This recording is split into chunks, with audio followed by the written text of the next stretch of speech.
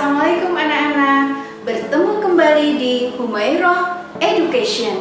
Kali ini pelajaran yang akan dibahas adalah tentang bagaimana membandingkan karakteristik teks puisi dan teks prosa. Selamat menyimak.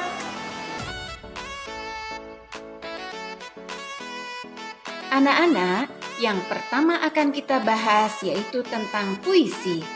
Puisi adalah jenis sastra yang bahasanya menggunakan majas-majas atau gaya bahasa, misalnya kiasan atau penggambaran. Makna dalam tiap baris kalimatnya bukanlah makna sebenarnya, melainkan perlu penafsiran terlebih dahulu. Kata-kata dalam puisi dipilih dan ditata dengan cermat untuk membangun keindahan, sehingga mampu membangkitkan kesadaran orang akan suatu penggalan melalui bunyi, irama, dan makna khususnya. Berdasarkan bentuknya, puisi terbagi dua. Yang pertama adalah puisi lama yang memiliki karakteristik seperti bersifat anonim atau tidak diketahui nama pengarangnya. Kemudian, terikat jumlah bait, baris, suku kata, maupun rima. Disampaikan dari mulut ke mulut dalam masyarakat. Contohnya, pantun dan syair. Contoh puisi lama. Yang pertama, syair. Pada zaman dahulu kala, tersebutlah sebuah cerita, sebuah negeri yang aman sentosa, dipimpin sang raja nan bijaksana. Nah anak-anak, ciri-ciri syair itu semua baris mengandung isi, memiliki rima a, dan berisi cerita atau pesan. Selanjutnya, contoh puisi lama yaitu pantun. Kalau ada jarum patah, jangan dimasukkan ke dalam peti. Kalau ada kataku yang salah, jangan dimasukkan ke dalam hati. Nah anak-anak, pantun yang tadi ibu bacakan memiliki ciri-ciri. Baris ke-1 dan ke-2 mengandung sampiran, sedangkan baris ke-3 dan ke-4 mengandung isi. Lalu berima A, B, A, B. Yang kedua, puisi baru.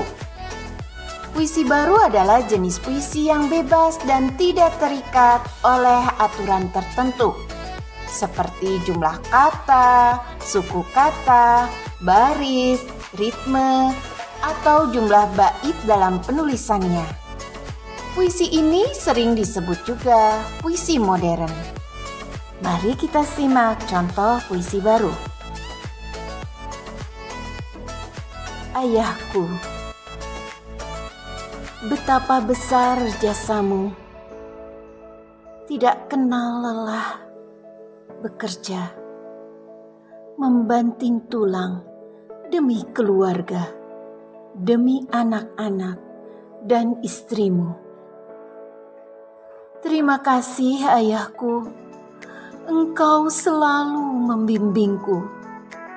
Semoga Tuhan selalu melindungimu, menghantarkan langkahku menuju masa depan yang gemilang. Pembahasan selanjutnya adalah prosa. Prosa adalah karya sastra yang berbentuk cerita dan tidak mengandung rima. Prosa cenderung menggunakan bahasa sehari-hari yang tidak terlalu banyak menggunakan majas seperti puisi. Jenis tulisan prosa juga digunakan untuk memaparkan suatu fakta atau ide. Oleh karena itu, prosa dapat digunakan dalam surat kabar, majalah, novel, ensiklopedia, surat, serta berbagai jenis media lainnya. Terdapat dua jenis prosa berdasarkan eranya. Yang pertama, prosa lama adalah prosa bahasa Indonesia yang belum terpengaruhi budaya Barat. Dalam prosa lama, ceritanya memiliki karakteristik seperti berisikan cerita istana sentris. Sifatnya menghibur masyarakat, tidak menggunakan struktur kalimat, dan bersifat kedaerahan. Contoh, hikayat, sejarah, kisah, dan dongeng. Kedua, prosa baru merupakan prosa yang ditulis bebas, tanpa aturan yang membelenggunya. Bentuk-bentuk prosa baru meliputi roman, novel, cerpen, riwayat, kritik, esai, dan resensi. Bagaimana mengubah puisi menjadi prosa? Mengubah puisi menjadi prosa disebut parafrase puisi. Mengungkap kembali suatu puisi dalam bentuk lain, tapi tidak mengubah makna puisi itu sendiri. Langkah-langkah memparafrasekan puisi adalah sebagai berikut. Yang pertama, membaca puisi tersebut secara cermat. Kedua, memperhatikan kata-kata yang sulit dalam puisi tersebut. Yang ketiga, mengungkapkan isi puisi tersebut berdasarkan kata-kata sulit itu. Perhatikan contoh parafrase berikut ini. Tuhan telah menegurmu. Tuhan telah menegurmu dengan cukup sopan lewat anak-anak yang kelaparan. Tuhan telah menegurmu dengan cukup sopan lewat semayup suara azan. Oleh Apip Mustofa.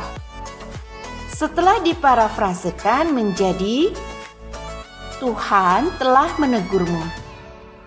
Tahukah Tuhan kini telah menegurmu, hai manusia, dengan cukup sopan, lewat perut anak-anak jalanan yang kelaparan.